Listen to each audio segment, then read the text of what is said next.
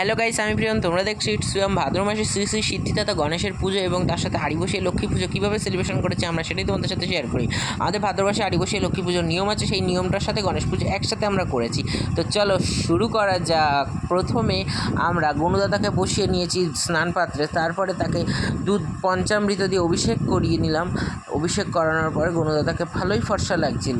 গণদাতাকে গঙ্গার জল দিয়ে অভিষেক, তারপরে গঙ্গার জল দিয়ে অভিষেক করলাম যাতে দুধ লাগা পঞ্চামৃত লাগা সব ধুয়ে যায়। তারপরে গণদাতাকে একটা জবা ফুলের মালা পরিয়ে নিলাম। জবা ফুলের মালা পরিয়ে নেওয়ার পরে তারপরে এখানে দেখতে পাচ্ছ আমি একটু ব্যস্ত ছিলাম, ঠাকুরমশাই চলে এসেছিলো, তাই একেবারে রেডি করে তারপরে তোমাদের সাথে শেয়ার করছি। এদিকে লক্ষ্মীনারায়ণের ফল কেটে দিলাম, সব কিছু গোছানো কমপ্লিট।